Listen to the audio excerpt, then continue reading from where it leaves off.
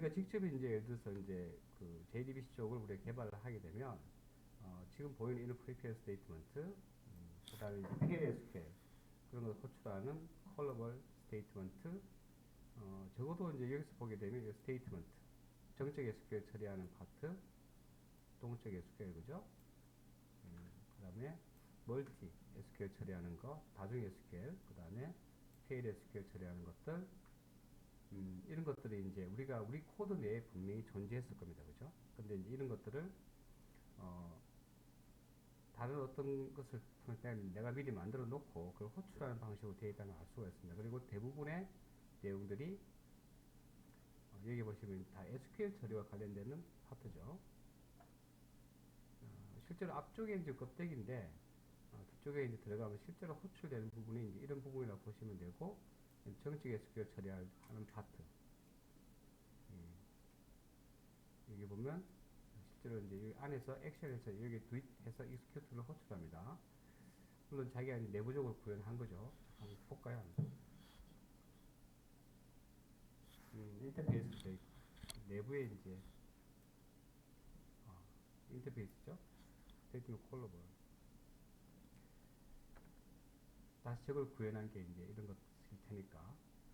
그래서 이제 이렇게 실제 SQL 여기다가 다 이제 실행 문제나 이런 것들 다 이렇게 SQL 가져오는 거 이런 것들 다 전부 다 있죠. 그리고 실제 우리가 기존의 SQL을 이제 짤 때처럼 마찬가지로 익셉션 처리를 다 하고 있습니다. 그러니까 이제 우리는 여기서 제공한 어떤 그 특정 메소드만 호출하는 거죠. 그렇게 해주면 이미 SQL 처리가 다 이루어진 상태에서 그 결과만 우리가 받는 것이기 때문에 이 코드 내에 SQL 문장을 처리하기 위한 부수의 코드들이 다 전부 다 생략된다는 걸 볼 수가 있습니다. 그게 이제 JDBC 템플릿이 제공해주는 기능이죠. 이건 스프링에서 제공하는 기능이고요. 그리고 이제 하나 더 보면 우리가 로매퍼 같은 경우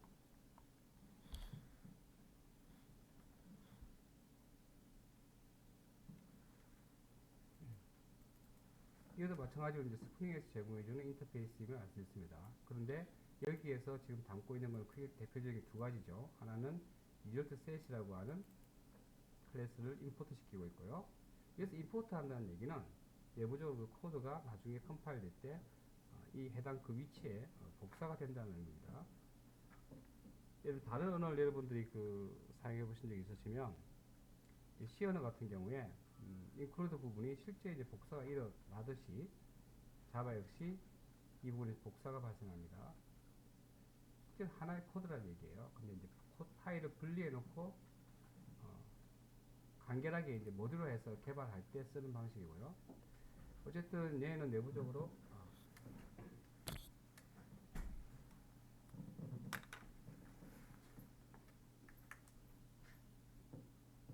몇 시지?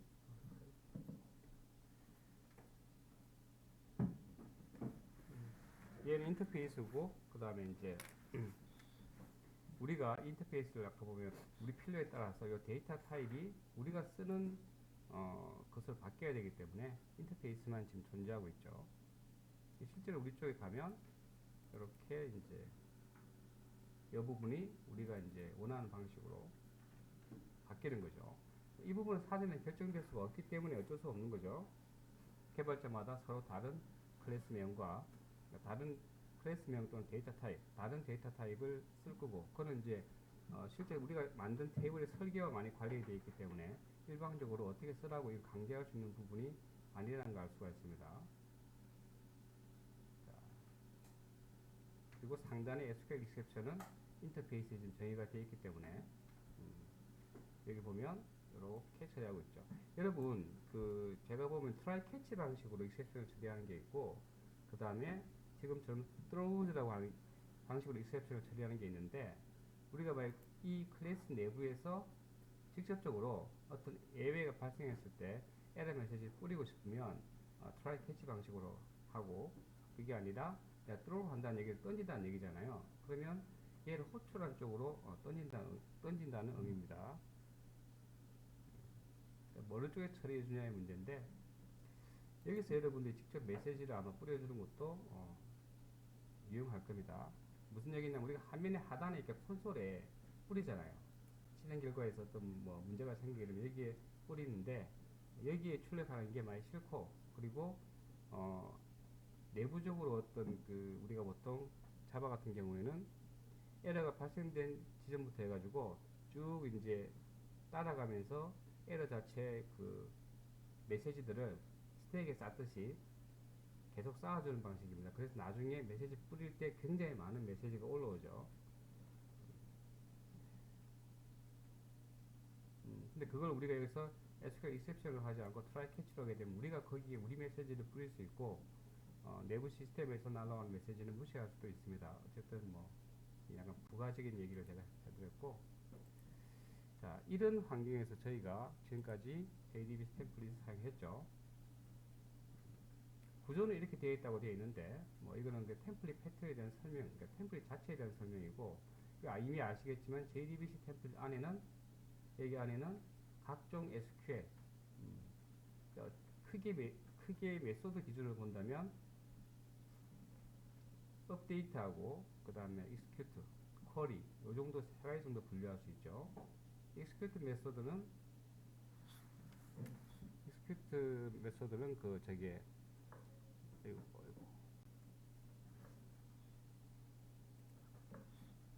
크게 세 가지 분류로 되어 있잖아요. 우리가 execute 내부에 들어가 있는 거, 그 다음에 update, 마지막으로 query. 물론 쿼리는 다양한 유형이 있습니다. 쿼리 for 해서 진행되는 것도 있고, 아니면 쿼리를 끝나는 이 세 가지 메소드가 대표적이죠. 얘는 이제 우리가 테이블 같은 거를 만들고 싶을 때 쓰는 거. 그래서 DDL, 업데이트하고 쿼리는 DML. 그래서 여기는 select, insert, update, 그죠? delete 등. 이런 이제 그 SQL을 던져주게 되면 업데이트하던 쿼리에서 해당되는 SQL 문장들을 처리를 해주는 거죠. create, 뭐 테이블을 create 한다든지, 또는 뭐 테이블을 드롭 시킨다든지, 또는 테이블 어떤 정보를 우리가 읽어올 때 뭐 다양하게 이제 그런 것들 있죠. 그런 명령들 여기에서 처리해 주는 거죠. 이렇게 크게 이제 세 가지 분류의 메소드가 존재하고, 우리는 호출할 때 얘들을 호출하는 거죠.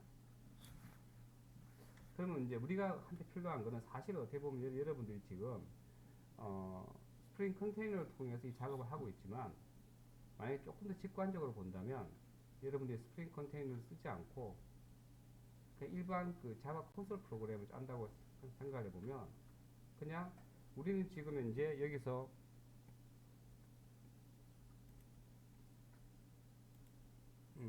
메이블을 통해서 우리가 이런 것들을 다운로드 했죠.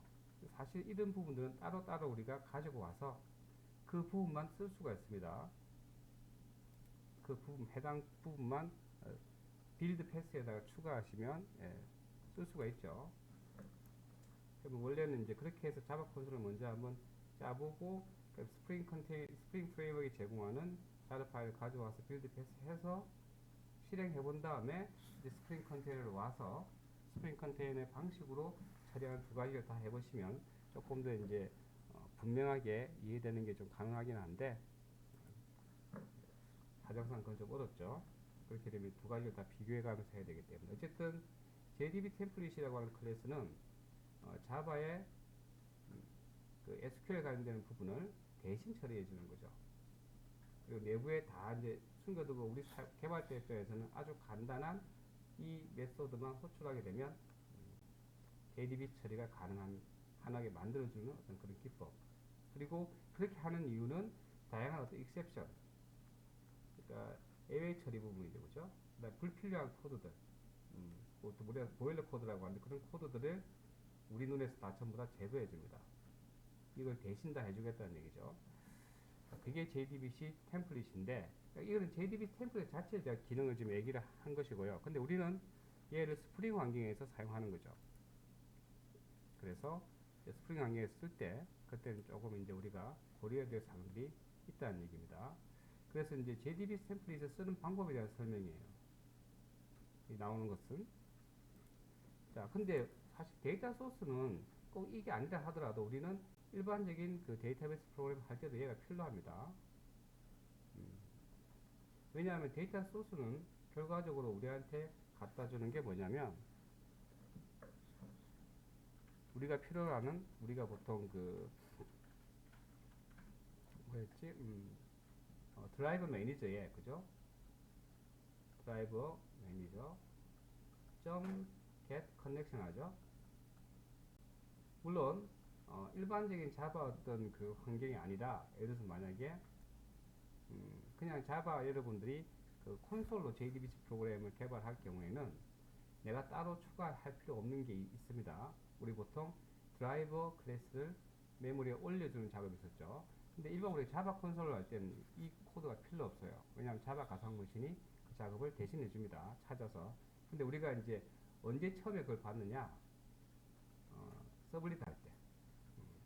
서블릿 할 때는 중간에 개입하는 게 있기 때문에 바로 안 되기 때문에 우리가 여기 앞에다가 class.oname에서, 그죠? 기억나시죠? 여기에 JDBC 드라이버를 이렇게 해주게 되면 해당되는 클래스가 메모리에 올라갑니다.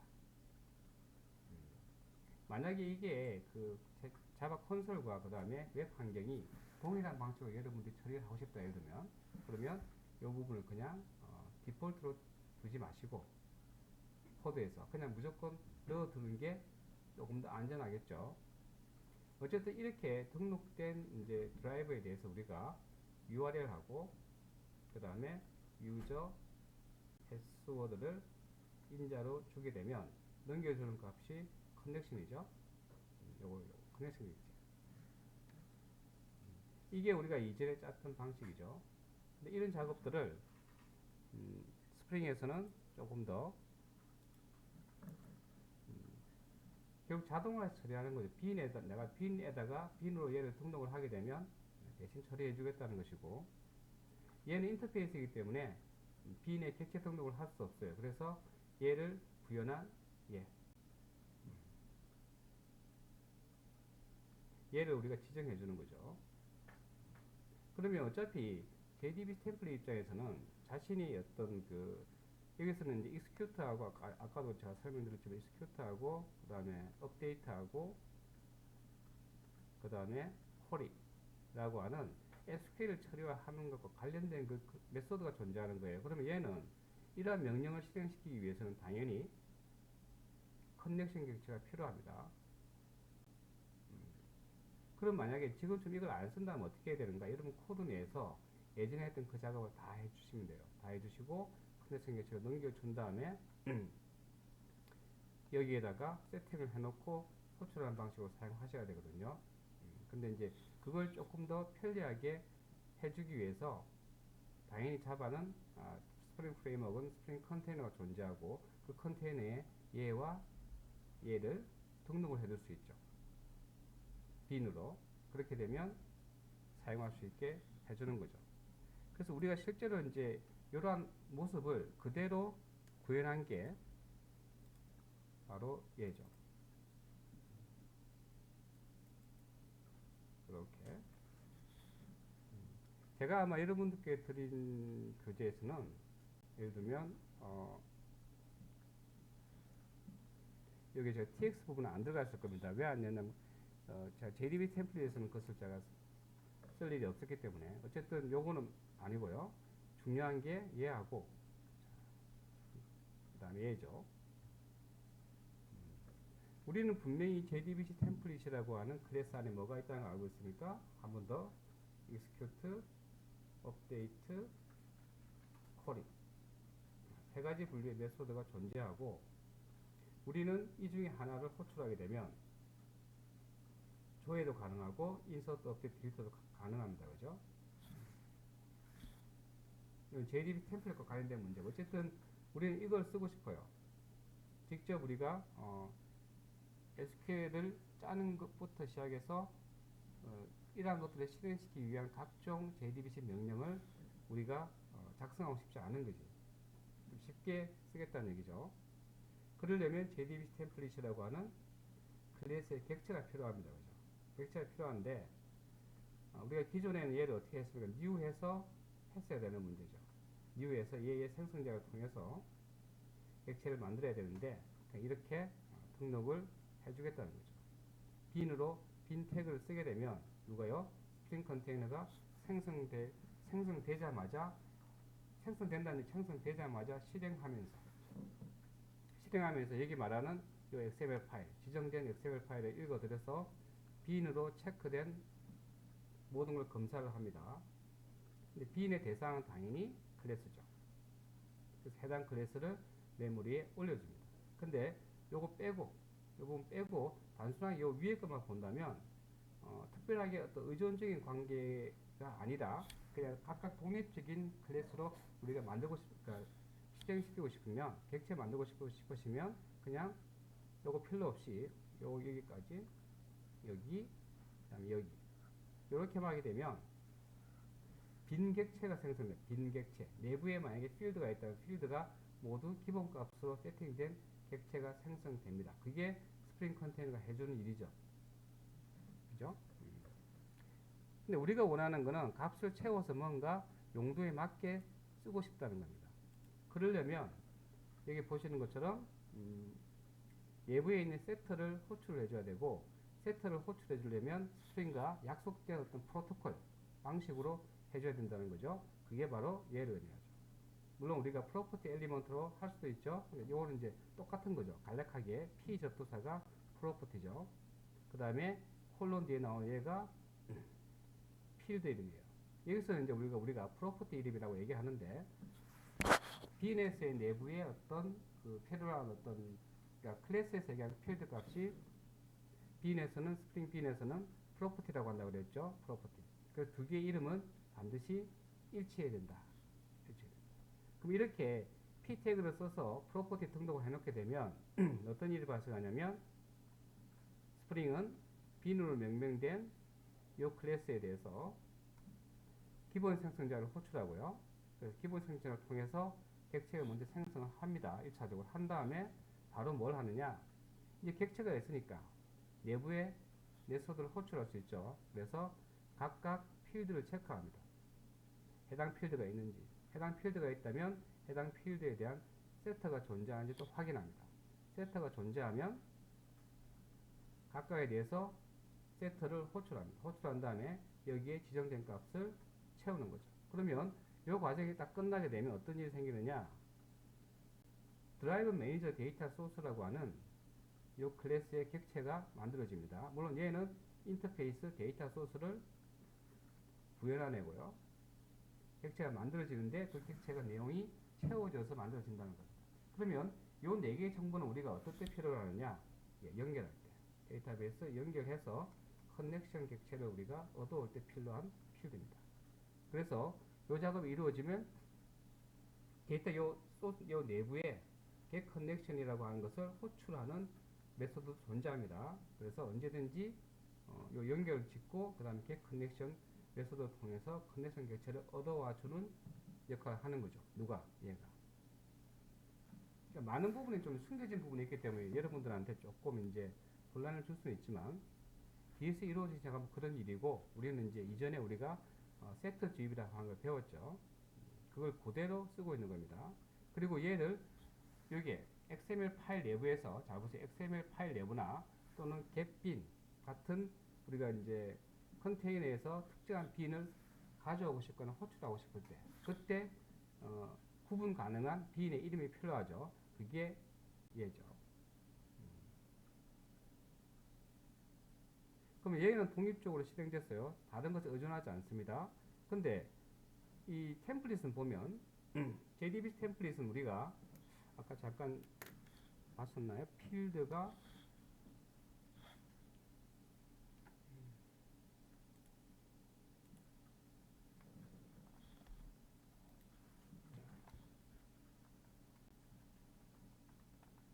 JDBC 템플릿 잠깐 볼게요. 내부에 지금 현재 이쪽에 그 부모에 해당이 되는 JDBC 액세스에 보면 이렇게 데이터 소스를 자기 필드로 필요로 한다는 걸 알 수가 있습니다. 자, 근데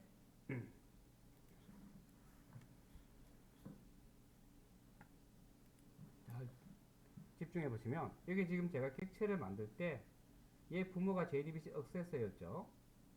근데 얘 내부에 뭐가 있냐면 데이터 소스라고 하는 필드가 있어요. 근데 아까도 얘기했지만은 요 아랫부분을 없이 요거 없이 요렇게만 만들게 되면 어떻게 한다고 했어요? 그냥 빈 객체를 제가 만들어준다고 그랬죠. 근데 JDBC 템플릿 안에는 없지만 얘의 부모에 해당되는 거는 부모 클래스 JDBC 액세스에는 데이터 소스라고 하는 필드가 존재하죠. 부모가 가지고 있으면 내가 가지고 있는 겁니다. 그럴 때 이 필드에 채워지는 것을 결정을 해주는데 우리는 데이터 소스를 이미 알고 있어요. 데이터 소스는 목적이 커넥션 객체를 얻어오는 것이다. 데이터 소스는 그러면 커넥션 객체를 얻어오는 놈은 요 빈이죠. 그렇기 때문에 당연히 얘가 필요로 하는 객체는 얘라는 거죠. 이렇게 이제 구조화가 되어 있는 겁니다. 그리고 이것은 얘는 점 클래스 파일이기 때문에 우리가 뭐예요? 우리가 그 코드 상단에다가 컴포넌트라고 하는 것을 붙일 수가 없다. 컴포넌트 애노테이션을 우리가 쓸 수 없다 그랬죠. 이걸 붙일 수 있으면 우리가 굳이 이렇게 선언하지 않고 그 위에다 붙일 텐데 이는 우리가 만든 클래스가 아니죠. 만약 굳이 억지로 하자면 어떻게 하면 됩니까? 얘를 상속받으시면 돼요. 상속받. 근데 문제는 뭐냐면 얘들은 또 다른 것에 많이 연관성을 가지기 때문에 근데 어쨌든 상속을 받으시고 여러분 코드 내에서 이렇게 붙여주면 얘를 삭제할 수도 있습니다. 근데 이제 고려해야 될 게 많은 이유는 뭐냐면 얘가 내부적으로 다양한 스프링 쪽에 있는 이제 클래스들이라든지 그런 걸 사용하기 때문에 그러한 것에 문제가 없다면 가능합니다. 그리고 이제 스프링 부트에서는 이렇게 상속받아 처리하고 있고요. 그러니까 이런 부분들을 없애려고 하는 거죠. 지금 문제는 핵심은 이것도 지금 어떻게 보면 이거 자체도 없애고 싶을 수 있거든요. 보기에. 근데 이게 있으면 조금 더 직관적이긴 한데 이건 내가 해석을 할 때 직관적이고 여러분들이 이걸 짜시려면 상대적으로 그렇게 이해를 하고 이제 짜려면 왜냐면 이런 부분들이 다 이제 바뀌니까 나중에 여러분들이 시간 지나면 이런 부분이 다 바뀌잖아요. 이 값들이 그죠? 사실은 뭐 이걸 아시는 분들은 그냥 여기 뭐 MySQL은 MySQL 하고 또는 뭐 다른 거면 다른 걸 다 바꿔준다는 걸 알면 그렇게 어려운 건 아닙니다. 근데 늘 이제 우리가 이제 보통은 카피 앤 페이스트해서 이런 걸 사용하다 보니까 제대로 이해를 못하는 경우가 분명히 있고요. 자, 그렇다면 이제 스프링 요 모든 B는 지금은 이제 제가 가운데 있는 얘는 일단 빼겠습니다. 빼고 요거는 여러분들 인지해야 되겠죠. 이건 컴포넌트 애노테이션이 있는가를 찾는 기능이죠.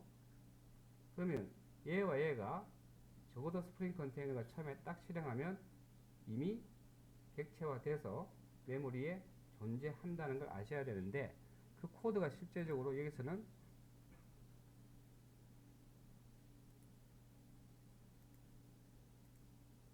바로 런메인이죠. 그죠? 최초 실행하는 코드. 자, 런메인 쪽에서 이제 우리가 쟤를 결국 XML 파일 우리가 설정을 쓰는 이유는 활용하기 위해서라고 볼 수 있죠. 그래서 여기 입장에서 보게 되면 바로 이 파트죠. 그리고 이 XML 파일이 우리가 방금 봤던 이 XML 파일이고요. 그래서 이렇게 오늘 스프링 컨테이너가 생성된다고 했습니다. 스프링 컨테이너가 그러니까 별개의 어떤 독립적인 어떤 하나의 마치 어떤 실행되는 프로그램이 존재한다고 생각하시면 돼요. 그리고서 얘가 내부에 캐시에 연로되어 있고요. 당연히 그럼 키와 밸류로 값을 가지고 있겠죠. 근데 요 대상이 뭐냐면 바로 하나하나가 바로 빈이라는 거예요. 빈은 클래스의 객체죠. 똑같은 말이죠. 스프링에서 이렇게 클래스의 객체를 빈이라고 부른다는 것이고요. 그러면 내부에 담을 때 우리가 빈의 네임 쪽을 키값을 잡고 그 다음에 그때 해당되는 클래스, 객체 레퍼런스를 여기다가 담아두는 거죠. 그래서 이렇게 하게 되면 지금처럼 이 명령이 먹히는 거죠. 이 명령.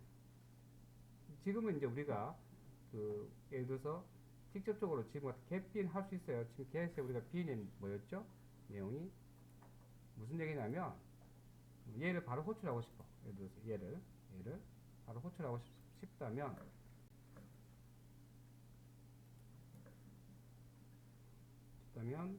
예를 들어서 get 빈에 JDBC 템플릿 이렇게 호출할 수 있다는 얘기입니다.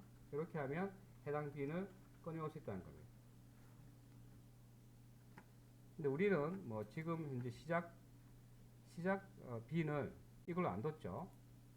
얘는 내부적으로 쓰기 위한 빈이고 어쨌든 이렇게 이 코드가 실행되는 순간에 하나는 데이터 소스, 그 다음에 하나는 JDBC 템플릿이라는 두 개의 객체가 생성이 이미 되어 있는 겁니다. 빈, 데이터 소스 빈, JDBC 템플릿 빈. 이건 아까도 얘기했지만은 클래스의 객체이기 때문에 우리가 이제 내부에 있는 어떤 메소드든 호출해서 쓸 수 있죠. 그렇다면 얘를 우리가 쓰는 프로그램에서 어떻게 활용할 건가에 대한 문제가 바로 이제 중요합니다.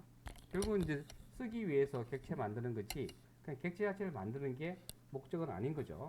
자, 그런데 여기서 얘기한 요 getB는, 자, 그러면 요 이름을 봤더니 없어. 여기 이름을 봤더니 커스텀 인풀이라고 하는 이러한 빈의 이름이 있는가 봤더니 없어요. 왜 없지? 원래 있어야 되는데, 그죠? 이거죠? 여러분, 원래 바로 직전에 우리가 했던 거, 그러니까 그 전에 요거 하면서 했던 게 뭐였냐면, 요렇게요. 여기서 얘기하는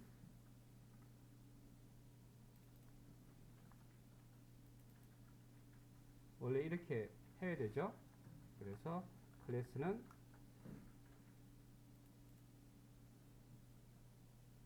이렇게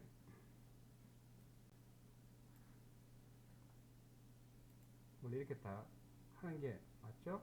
이렇게 해서 이렇게 했을 때 여러분들이 뭘 할 수 있느냐? 지금처럼 아까 메인 쪽에서 하는 것처럼 이렇게 호출할 수 있다는 얘기입니다. 지금은 이제 프로퍼티가 이제 요거 하나 있기 때문에 또 추가적으로 P 해서 커스텀 데이터 인풋에서 이렇게 REF 한 다음에 해주는 작업들이 필요한데 그걸 안 했죠. 여기서 안 했음에도 불구하고 저렇게 부를 수 있다라는 의미는 뭐였습니까? 바로 얘죠.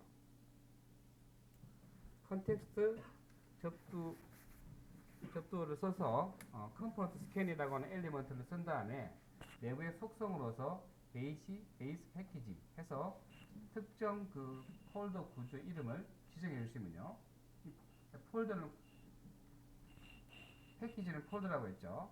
그 위치라고 했죠. 위치. 그래서 이 화면상에 봤을 때 바로 이 위치 아래가 전부 모든 소스 코드가 다 해당이 되고 있죠. 그렇기 때문에 내 프로젝트 내에 있는 모든 자바 파일입니다. 이렇게 지정하는 순간에 그러면 이렇게 지정한다는 게 의미가 뭐냐? 명령 자체 엘리먼트는 컴포넌트 스캔이라고 되죠. 컴포넌트 스캔. 이 컴포넌트란 말과 B는 서로 혼용해서 많이 씁니다. 비주얼한 객체는 빈이라고 부르고요. 그러니까 죄송합니다. 이건 설명을 좀 어쨌든 간에 그 컴포넌트와 B는 상호 호환되는 것이고요. 여기서 우리 컴포넌트 스캔이라고 했을 때는 빈 스캔과 동일한 말로 여러분들이 아시면 됩니다. 어쨌든 B를 찾을게, B를 찾는데 어느 위치 아래에 있는 건 다 찾을게 이거거든요. 그러면 찾을 때 과연 걔가 빈인지 아닌지, 컴포넌트인지 아닌지, 빈인지 아닌지 같은 말입니다. 아닌지를 판단하는 방법은 뭐냐? 바로 이 애노테이션을 썼느냐, 쓰지 않았느냐를 가지고 판단한다는 거예요. 그러면 저 컴포넌트라고 하는 애노테이션이 붙어 있으면 이것은 스프링한테 알려줍니다. 당신이 처리해야 될 빈이야. 이렇게. 그러면 여기서 이 문장이 실행이 될 때 단순하게 XML 파일에 있는 이 두 개의 빈에 대해서만, 또 가운데까지 제가 일단 생각하지 말라고 그랬죠. 이 두 개의 빈에 대해서만 빈을 생성해 주는 것이 아니라 여기에 있는 예를 통해서 이 위치 아래에 있는 모든 자바 파일을 컴포넌트 애노테이션을 썼는지 안 썼는지에 따라서 그것을 빈으로 등록해 주기도 하고 무시하기도 합니다. 지금은 이제 이렇게 해주겠다 했으니까 이 문장의 실행이 굉장히 좀 길어진다는 걸 알 수 있습니다. 단순하게 엑셀 파일만 보는 거 아니에요. XML 파일을 본 다음에 그 정보를 참조해서 여러분 프로젝트에 이 폴더 내에 있는 모든 자바 파일을 다 전부 다 스캔합니다. 그럼 그 스캔이 다 끝나면, 스캔이 끝났으면 알리는 거는 뭐냐? 여기서 실행하다가 바로 다음 라인으로 딱 넘어가는 순간에 그 시점이에요. 그러니까 여기 이 실행이 굉장히 길다는 얘기입니다. 단순하게 XML 파일을 읽어서 두 개의 빈을 자신의 메모리 영역에 객체로 생성해서 올려둘 뿐만 아니라 모든 자바 코드를 다 전부 다 탐색을 해서 그 자바 코드 상단에 컴포넌트 애노테이션이 붙어 있는 걸 다 찾아서 자신의 빈으로 다 추가해서 등록하고 그 작업이 다 끝나면 비로소 다음 라인을 실행한다는 얘기예요. 여기서 할 일이 굉장히 많죠, 그죠? 사실 우리가 이것도 직접 구현해 줄 수 있습니다. 뭐 이거 자체가 뭐 구현이 어려운 건 아니죠. 어떻게 보면 개념적으로 이제 그렇게 만들어 주는 거니까. 그래서 이 라인에 도착했을 때는 이미 어떤 일이 벌어졌느냐? 이 빈이 만들어진 거예요. 이미. 그렇기 때문에 메인에서 이렇게 get빈에서 만들어진 빈 중에 커스트 인포 svc 인풀이라고 하는 빈이 있으면 하고 요청할 수 있는 겁니다. 그리고 이 이름은 딱히 우리가 빈의 이름을 지정하지 않는다면 해당 이 클래스의 그 표준적인 객체명을 짓는 방식 그대로 그 이름을 호출하게 되면 인지를 한다는 겁니다. 표준적인 방식이라고 하는 것은 뭐 이런 거죠. 제가 설명을 드렸지만 만약에 여러분이 이 객체에 만약에 만든다면 이렇게 여기 주어진 이름이 있죠. 내가 컨트롤 스페이스에서 자동적으로 주어진 이름. 이 이름은 표준적인 이름이라고 보시면 되고요. 이렇게요. 이 이름으로 부르면 된다는 얘기예요. 내가 따로 여기에 빈의 이름을 주지 않았다면 스프링 프레임워크는 이 이름의 객체명, 표준적으로 생성하는 객체명. 근데 여러분들 보시면 아시겠죠? 제가 지금 클래스명이 제가 되게 길죠, 그죠? 물론 저는 클래스만 보고서 그 클래스가 무엇을 하는지를 알게 해주려는 목적이 강합니다. 근데 너무 지나치게 또 길면 안 되겠죠. 근데 일정 정도 수준 내에서 어쨌든 이렇게 명확하게 자신의 성격을 드러내는 방식으로 클래스명을 만들다 보면 이제 객체명에서 표준적으로 주어지는 명칭이 동일하게 길죠, 그죠? 그래서 일부분들은 여러분들 이렇게 하시잖아요. 이렇게 하시는데 따로 이제 변수명을 지어주지 않는 게 좋다. 일반적으로는 변수명이 늘면 늘수록 관리 단위가 많이 생기기 때문에 어쨌든 기본적으로 이제 우리가 다 알고 있는 내용이기 때문에 그냥 이렇게 컴포넌트만 선언하게 되면 여기에 나오는 C가 소문자로 된 빈으로 이미 스프링 프레임워크는 자신이 등록을 해서 가지고 있는 겁니다.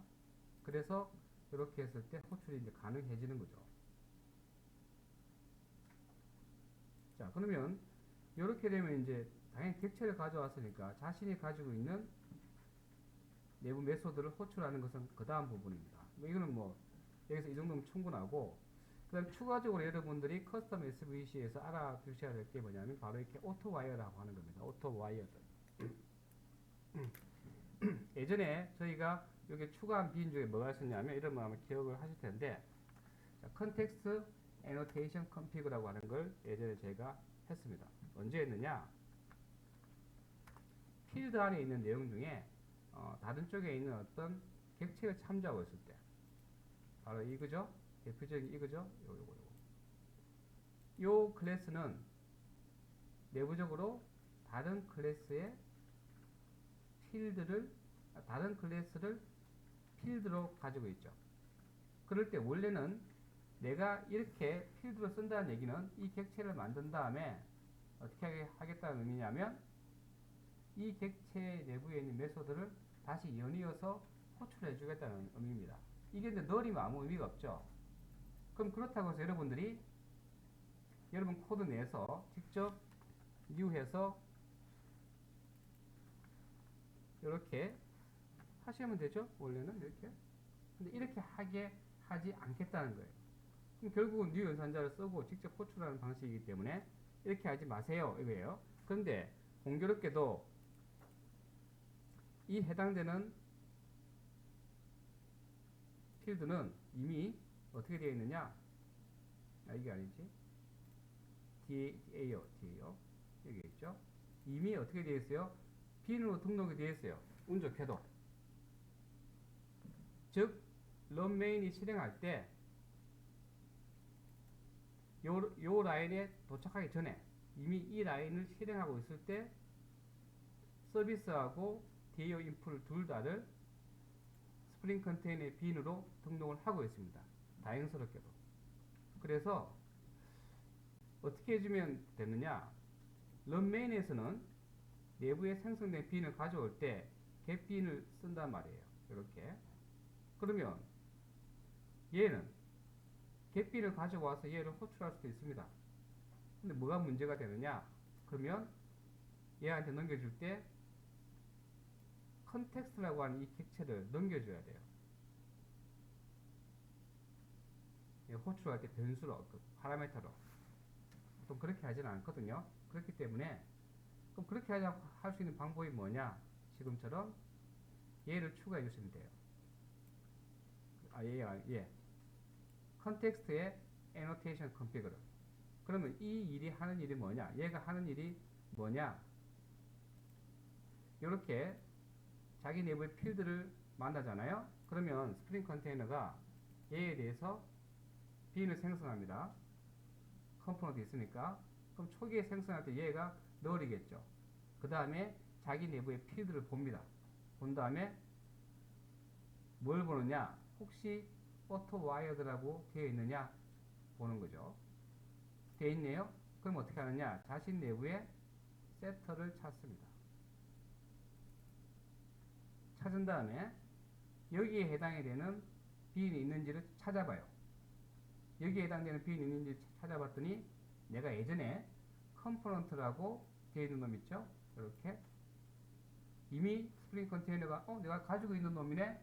그리고 이 빈의 이름이 뭔가 봤더니 얘죠. 그래서 그 이름을 찾습니다. 얘네요. 그죠? 그래서 스프링 컨테이너 여기다가 세트를 호출해서 커스트 인풋 DAO 인풋이라고 하는 요 파라미터에다가 딱 넣어줘요. 여기 들어가게 되면 세트가 호출되면서 자신 내부에 있는 얘가 바로 초기화가 되는 겁니다. 그래서 오토와이어를 하는 순간에 이 객체가 만들면서 내부 필드가 있다면 그 필드가 스프링 컨테이너가 가지고 있는 빈이라면 오토와이어를 써서 자동으로 세트 호출을 자동화시키고, 그래서 여기에 나와 있는 그 필드를 초기화시킬 수 있는 거예요. 널이 아니라 특정 생성된 빈의 레퍼런스로. 자, 그렇다면 왜 여기서는 얘를 안 썼느냐, 왜 내가 얘를 제거를 했느냐 이거죠. 자, 요 컴포넌트 스캔이라고 하는 이 엘리먼트가 아까 그 엘리먼트의 상위 개념이에요. 쉽게 말하면 얘는 부모고요. 얘는 부모로서 더 많은 기능이 있고, 그 중에 이제 자식이 얘이기 때문에. 그래서 만약에 얘를 내가 선언하는 순간에 얘는 내부적으로 이 기능을 포함하고 있습니다. 그렇기 때문에 굳이 별개로 따로 선언해 주지 않는 겁니다. 얘는 특정 위치에서 그 위치 아래에 있는 모든 컴포넌트 애노테이션도 찾고요. 그 다음에 오토와이어 애노테이션도 찾습니다. 그 두 가지 기능을 다 하는 것이 바로 얘고요. 오토 와이어만 찾겠다. 그러면 컨텍스트 애노테이션 컴피그라고 하는 걔를 쓰는 겁니다. 근데 범위가 더 크니까 이걸 쓰는 게 맞겠죠. 그래서 얘를 쓰면서 걔를 삭제한 겁니다. 자, 그렇다면 여기서부터 보면 일단은 빈을 다, 그러니까 XML 내에 있는 일단 빈이라고 된 엘리먼트를 다 전부 다 객체화 시켜서 해시맵에다가 다 전부 다 키맵 형태로 담아뒀죠. 그 다음에 그 컴포넌트라고 하는 애노테이션에 붙어 있는 걸 다 찾습니다. 다 찾아서 얘도 빈으로 만들어서 자신의 메모리 영역에 키 밸류 형태로 저장을 합니다. 또 이것도 있죠? 있네. 그 다음에 하는 일은 뭐냐?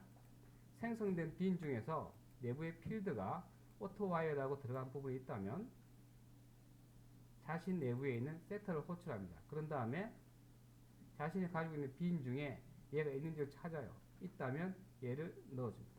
그래서 그렇게 그 값들을 이런 식으로 초기화를 해줍니다. 커스텀 DAO도 동일하게 오토와이어겠죠. 이렇게. 근데 약간 차이는 뭐냐? 커스텀 DAO는 직접적으로 데이터베이스를 다루는 메소드를 호출해야 되기 때문에 반드시 JDBC 템플릿이 필요하죠. 지금 우리가 JDBC 템플릿을 쓴다고 했으니까. 그래서 이런 일이 생기고 그 빈은 이미 우리가 XML 내에서 빈으로 선언했기 때문에 당장 바로 쓸 수 있죠. 우리가 만든 빈은 아니기 때문에. 그게 이 전체적인 구조입니다. 이게 이제 JDBC 템플릿을 이제 처음에는 원래 여러분이 스프링 프레임워크를 쓴다면 이렇게 구성을 하셔야 되고 거기에 데이터베이스를 다루는 부분을 그냥 일반적인 JDBC 프로그램으로 하는 경우가 있고 지금처럼 익셉션 코드나 여러가지 불필요한 객체들 그걸 다 쓰고 싶지 않아. 그냥 나는 아주 간단하게 메소드만 호출해서 내가 원하는 인서트나 업데이트, 딜리트, 그 다음에 셀렉트를 하고 싶다고 하면 JDBC 템플릿의 도움을 얻으시면 되는데 그 경우에는 추가적으로 JDBC 템플릿에 그 객체가 필요하죠. 빈의 형태로. 그래서 얘가 추가가 된다는 겁니다. 그리고 이 부분은 우리가 데이터베이스를 쓰면 당연히 필요한 것이고요. 이게 이제 JDBC 템플릿을 우리가 썼을 때 이제 프로그래밍 하는 방법입니다. 고정시켜 하게 되면 당연히 내가 해당되는 그 클래스를 내가 쓰고 싶을 때 내가 쓸 수 있는 방법은 그냥 상속을 받아서 쓸 수밖에 없습니다. 한 단계가 더 이제 들어가는 거죠. 근데 내가 특정 클래스가 존재할 때 이 클래스를 내 용도에 맞게 내가 특정한 클래스를 만들어서 상속받게 만든다면 내가 원하는 방식으로 해당 클래스를 제어하거나 쓸 수가 있습니다. 근데 그런 클래스를 우리가 포조 클래스라고 하는데 그렇지 않은 모든 클래스를 비포조 클래스고요. 그리고 이제 가장 대표적인 게 인터페이스는 상관없는데 일반 어떤 초상 클래스라든지 일반 상위 클래스가 존재해서 걔를 미리 상속을 받도록 고정을 시켜놓은 클래스가 아니라는 얘기입니다. 그리고 우리는 여기 빈 나오죠. 빈 많이 들었냐고 그죠? 스프링 프레임워크에서 해당되는 엔티티 클래스는 빈으로 존재할 수 있습니다. 무슨 말이죠? 그러면 자, 엔티티 클래스에서 엔티티 클래스는 상단에 뭐가 있다는 얘기예요? 빈으로 등록해 스프링 프레임워크이 스프링 컨테이너가 생성되고 실행되면서 쟤를 빈으로 인식을 해야 되잖아요. 그럼 어떻게 하면 돼요? 쟤를 빈으로 인식시키고 싶으면 저 클래스의 상단에 컴포넌트라고 하는 애노테이션을 쓰면 되겠죠. 근데 이제 조금 더 상세한 애노테이션이 나옵니다. 엔티티라고 하는 애노테이션이 있어요. 엔티티라고 하는 애노테이션은 컴포넌트 애노테이션의 하위 개념입니다. 서브셋이에요. 그러니까 컴포넌트라고 하는 어떤 애노테이션에 서브셋이 많습니다. 웹에서는 컨트롤도 있고요. 그 다음에 DAO 클래스 같은 경우는 레파지트리, 서비스는 서비스라고 하는 애노테이션, 그 다음에 지금처럼 엔티티 클래스는 엔티티라고 하는 애노테이션을 붙일 수 있습니다. 그리고 두 번째, 매핑을 제공한다고 되어 있죠. 뭐하고의 매핑일까요? 데이터베이스 내에 있는 테이블과의 매핑. 그럼 테이블과의 매핑은 여기 보시면 여기 클래스 인플로이라고 있죠. 그리고 이 세 개의 요소가 있습니다.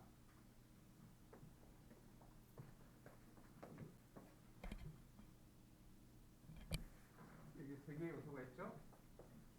엠플로이라고 하는 클래스가 내부에 사원, EMP-ID, 사원인명, 그 다음에 사원 월급 이렇게 해서 세 개의 필드가 있는데 얘는 실질적으로 오른쪽에는 데이터베이스 영역이죠. 데이터베이스 내에 요 인플로이라고 하는 테이블이 존재하고요. 여기에는 EID, 뭐 ENAME, ECEL 해서 세 개의 컬럼 필드가 있습니다. 그럴 때 내 쪽에 있는 이 클래스가 이놈이야, 이놈이야, 이놈이야라고 이렇게 상호 가르쳐 줄 수 있다는 거예요. 그래서 누구한테 알려줄 수가 있냐면 스프링 컨테이너. 스프링 컨테이너는 이렇게 엔티티가 붙고 내부에서 그러면 이 컬럼 상단에는 뭐가 있냐면 또 애노테이션이 있습니다. 오토와이어 비슷한. 그래서 컬럼이라고 하는 애노테이션을 써서 지정을 할 수 있어요. 근데 여기 엔티티를 붙이게 되면 만약에 그 테이블에 있는 컬럼 이름하고 그 다음에 이 클래스 내부에 있는 클래스 필드 명하고 일치한다면 컬럼이라는 애노테이션을 쓸 필요가 없어요. 컬럼이라는 애노테이션 자체가 뭐냐면 이름이 다를 때 나는 필드 내부 이거지만은 컬럼 테이블에서는 얘다라고 알려주는 겁니다. 어쨌든 저런 것도 애노테이션을 붙여주게 되면 스프링 컨테이너가 해석을 한다는 얘기. 해석. 우리가 스프링 컨테이너한테 알려주는 거는 자동화할 수 있는 영역에 대해서 알려줘야 되죠, 그죠? 알려주는 역할을 한다고 보시면 되고, 어쨌든 이런 식으로 매핑 정보를 이제 제공하면 이걸 기준으로 해서 ORM은 알아낼 수가 있어요. 얘를 조회할 때 얘가 기본 키죠?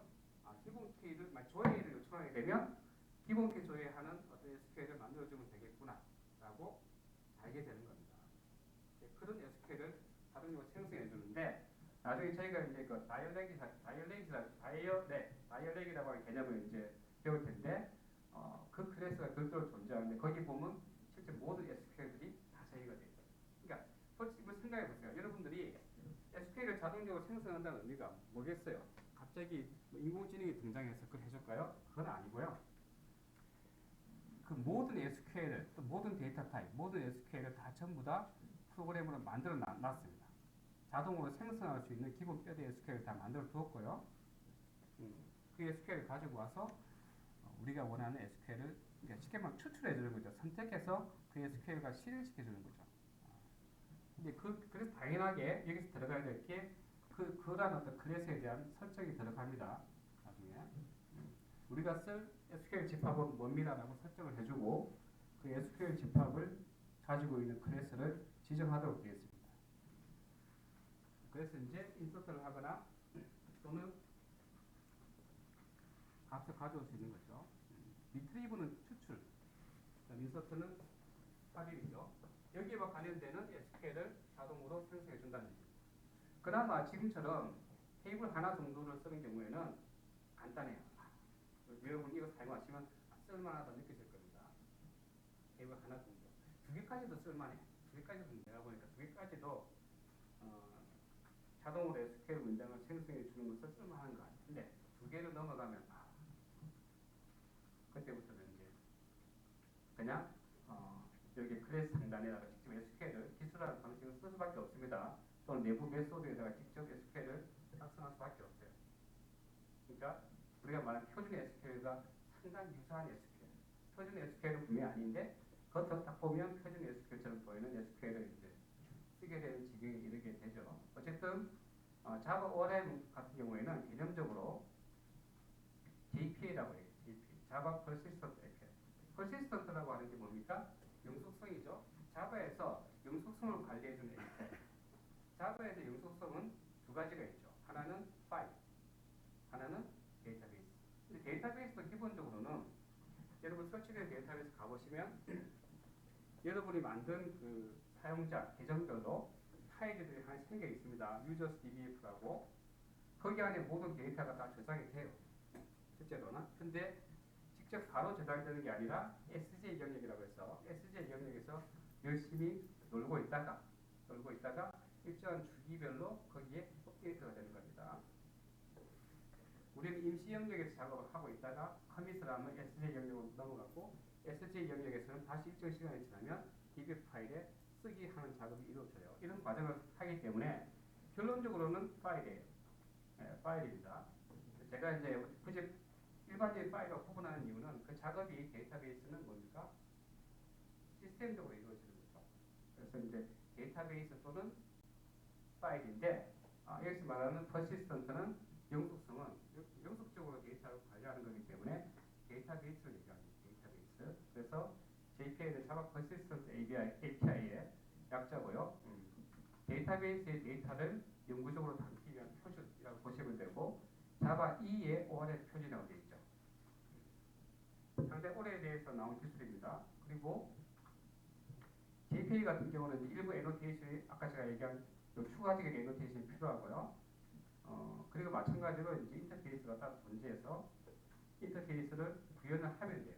자, 항상 여러분이 보통 쓴 사도 그렇고 지금 오라클 사도 그렇고 내가 가지고 있지 않은 기술이 있어. 근데 내 기술력을 통합하고 싶어. 그러면 인터페이스를 제공해 줍니다. 그리고 어떤 인터페이스 기능은 뭡니다라고 스펙을 알려줘요. 해당 회사한테. 그럼 해당 회사는 그 인터페이스를 구현한 클래스를 만들게 됩니다. 구현체를. 그럼 실질적으로는 다양성이기 때문에 인터페이스를 주는 이유는 여러 회사가 다양한 기술을 만들겠죠. 데이터베이스만 해도 한 5개 이상의 회사가 벤더가 존재하고 그 회사들이 자기 데이터베이스에 접속하려면 실제 접속하는 구현 코드를 오라클에서 만들 수는 없죠. 뭐 오라클 저기 어디야? 오라클 자기 거니까. 근데 다른 회사 거는 야 너희들 데이터베이스 어떻게 돌아가? 소스 코드 오픈해봐. 이럴 수 없잖아요. 그죠? 돈 받고 팔고 있는데. 그러니까 그러한 구체적인 구현은 해당 벤더한테 맡깁니다. 그러면 맡길 때 그냥 아무 말 없으면 안 되겠죠. 적어도 이런 기능을 필요해 하고 인터페이스 그러니까 그 추상 메소드만 나열돼 요걸 만들어줘야 돼 하고 이제 그런 것들만 딱 인터페이스를 만들어서 던져주면 그 인터페이스에 나와 있는 메소드를 그대로 구현을 해주는 거죠. 그러면 인터페이스 입장에서는 부모잖아요. 그러니까 어떤 밴드에서 나와도 결과적으로 내가 리턴 받는 거는 인터페이스죠. 인터페이스의 그 개체죠. 걔는 실제 뭐 구현을 생성할 때는 실제 구현되는 클래스의 생성자를 만들지만 그것을 이제 인터페이스에서 받는 거죠. 받는데 인터페이스에 정의된 메소드를 다 호출할 수 있겠죠, 당연히. 그러면 임의로 당연히 메소드를 만들 수는 없다. 여기서 지금 보면 JPA에 대한 표준, 즉 인터페이스를 만들었는데 실제 구현을 했네요. 실제 구현을 했습니다. 오픈소스 커뮤니티에서 실제로 이렇게 만들면 돼요 하고 나온 게 바로 하이버넷.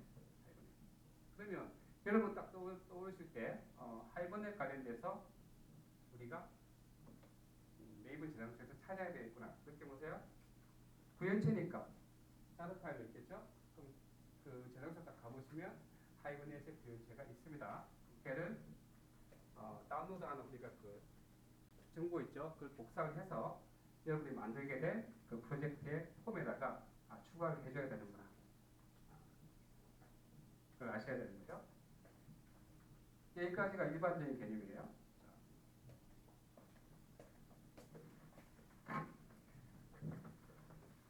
뭐 이 내용은 어렵지는 않죠.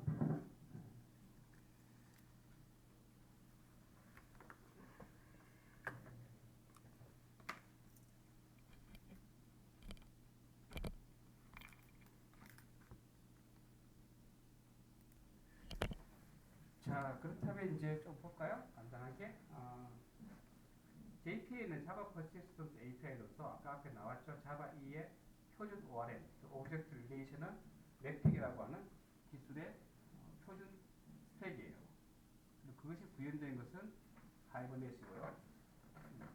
외부에 제공된 형태는 API 형태로 제공합니다. 이 그림이 나타내는 것은 그거죠. 자, 그렇다면 스프링 프레임워크에서의 ORM을 소개해 볼게요. 왜냐하면 어차피 이 하이버넷이라고 하는 구현체가 없으면 여러분이 실제로 구현을 할 수가 없습니다. 너무나 당연하겠지만 그래서 이제 우리가 실제 공부하는 거는 뭘까요? 예, 하이버넷 템플릿이에요. 하이버넷 템플릿. 우리가 JDBC 템플릿 느낌 오시죠? 그럼 하이버넷 템플릿을 등록하겠네요. Yes. 데이터 소스는요. 하이버넷 그 템플릿이 데이터 소스를 필요로 하겠죠? Yes. 왜요? 하이버넷 템플릿이 이런 메소드를 가지고 있어요. save, insert죠?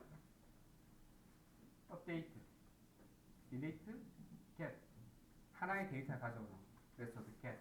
그 다음에 전체 데이터 가져오는 거. load.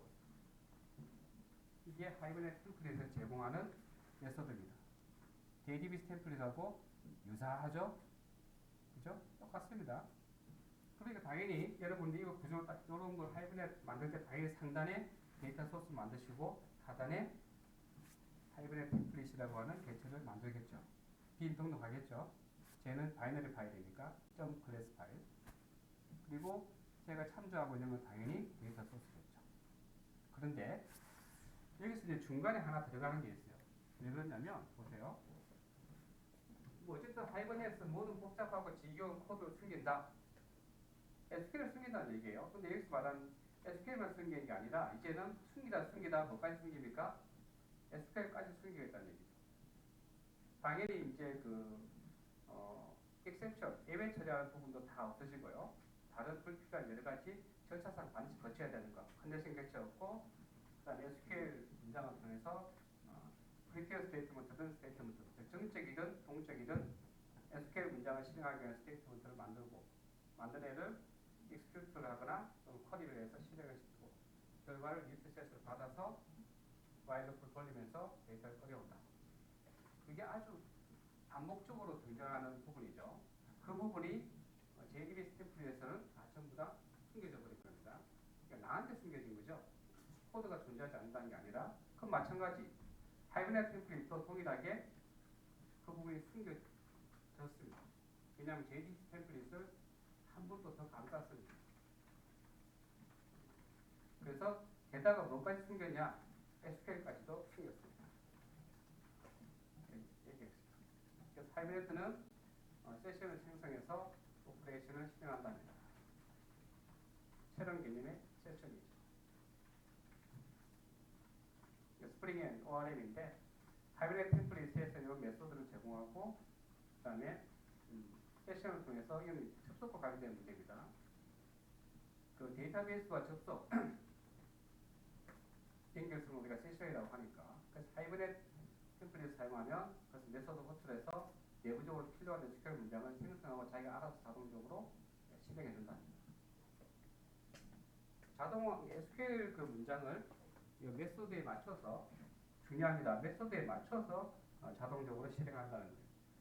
그냥 실행하는 게 아니고. 내가 세이브를 하면 얘가 인서트 문장이 필요하구나. 업데이트 문장. 그죠? 이게 맞죠. get은 얘가 조회면 하나의 조건을 받겠네. 로드 조회 조건 없이 전체를 다 가져오라고 이렇게 자기가 판단하고 해당되는 SQL 문장을 다이어렉이라고 하는 클래스에 있는 것을 가지고 와서 해당 SQL 문장을 생성해서 실행시키고 실행 결과만 내가 받을 수 있게 만들어 준다는 겁니다. 좋죠? 굉장히 좋은 기능입니다. 개념은 상당히 훌륭합니다. 저도 인정해요. 이게 아마 일정 정도 수준에서 복잡성을 왜냐하면 지금 자동화 했더니 한계가 오고 자동화 플러스 수동으로 세팅하는 걸 넣었더니 복잡성이 올라가죠. 이게 참 균형을 맞추기 어렵습니다. 그래서 이제 대부분 이제 저 같은 경우도 만약에 이걸 적용한다면 보통 우리 마스터 테이블이라고 해서 상품 테이블은 잘 변동을 하지 않습니다. 그리고 대부분 상품 테이블은 상품 코드와 상품 정보들이 들어가 있죠.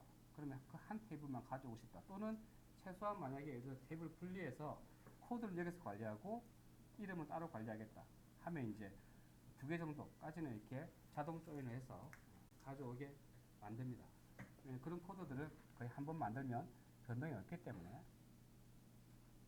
조인 횟수가 작아서 뭐 코드 부하 자체가 생길 염려도 없고, 그 다음에 당연히 그 우리 JDBC에서도 동일한데 하이버넷 템플릿에서는 캐시에다가 기존 명령을 담습니다. 원래 데이터베이스의 기본 기능이거든요. 데이터베이스가 특정 요청이 왔을 때 동일한 이제 기존에 실행했던 실행 계획이 있는 그 SQL을 찾게 되고 동일하면 그걸 실행하죠. 근데 여기서 차이는 뭐냐면 조회 항목이 보통 들어오잖아요. 웨어절에서. 그럼 조회 항목이 달라지면 기존 데이터베이스에서는 그것을 다른 걸로 인식합니다. 그러니까 새로 실행 계획서를 짜서 실행을 시켜요. 그러니까 별로 의미가 없죠. 물론 뭐 아주 유사한 동일한 것들을 우리가 이제 많이 동일하게 조회하는 경우가 있겠죠. 뭐 추천 상품 뭐 또는 뭐 몇 가지 SQL 문장이 바뀔 가능성이 거의 없는 거, 그런 경우는 데이터베이스에서 성능이 좀 뛰어나죠. 근데 여기서는 한번 실행한 것 중에 새로 어차피 그 아규먼트는 별도고 그 물음표로 채워져 있기 때문에 그 이전의 문장은 똑같죠. 그럼 한번 실행한 것은 캐치를 하고 있어요. 그래서 그런 측면에서 속도를 좀 높이기 위해서 노력하고 있다. 볼 수 있죠. SQL에서 이제 조회 자체는 이걸로 썼을 때 효과를 볼 수 있습니다. 하나나 두 개 정도 테이블에서는. 근데 그 이상 이제 하게 되면 너무 복잡도가 올라가서 문제예요. 여러분들한테 제가 설명을 나중에 이제 저게 스프링 MVC ORM 할 때 제가 설명을 해드리겠지만, 네, 그때 설명드릴게요. 뭐 한 번 정도는 여러분들이 해볼 가치가 있으니까.